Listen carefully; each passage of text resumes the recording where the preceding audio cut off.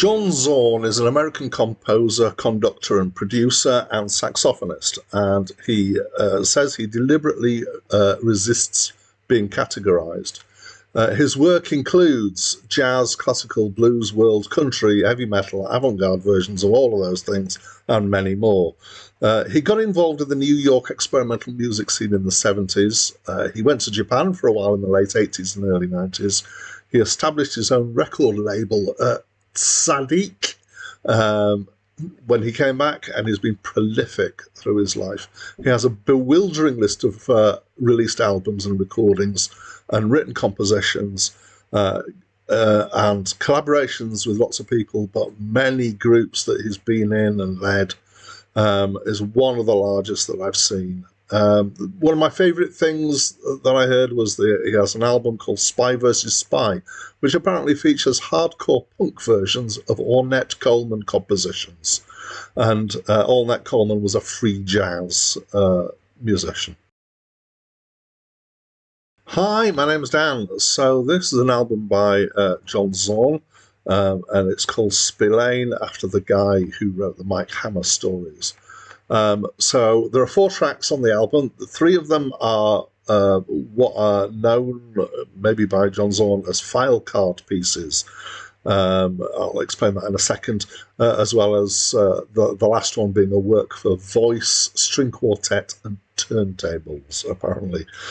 So the file card pieces, he wrote instructions on cards, like the file cards that used to be used in offices and things. And he used them for giving instructions for short pieces of music. I don't know what the balance is in that between what is written / scripted and what is improvised. I know that he had a habit of combining the two things, so written stuff and improvisation stuff. And you can tell once you've been told this, what's going on, kind of, because the music changes every kind of 15 to 45 seconds and is something different every time. It does have repeated things that it comes back to, but it jumps about quite a lot. There's definitely in here, I would say, jazz, lounge jazz, blues, avant-garde, noise, drumming, really quite a huge variety of different styles in here. Track 1, which is called Spillane, has voiceovers in a kind of Mike Hammer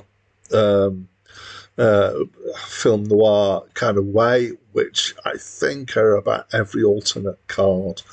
I might be wrong on that. Track 2 and 3 are really a continuous thing that's for some reason got a break in the middle of it, which interestingly features a well-known blues guitarist, Albert Collins, on guitar, and a little bit of monologue by Albert Collins as well. The 4th track, which is called Forbidden Fruit, is predominantly a group called the Kronos Quartet who are playing. So I know of the Kronos Quartet from other contemporary classical stuff. They're quite well known for playing contemporary classical music. But there's also with Japanese voices, or a Japanese voice in there as well. The whole thing, so it's odd. It's not by any stretch of the imagination all musically challenging in the way you might think with some of the description that I put in here. There's some quite straightforward bits musically, but it's quite. There are bits that are more out there, more avant-garde. And especially the last track feels very contemporary classical, so that means it's kind of weird musically for people who are brought up on more standard music like me.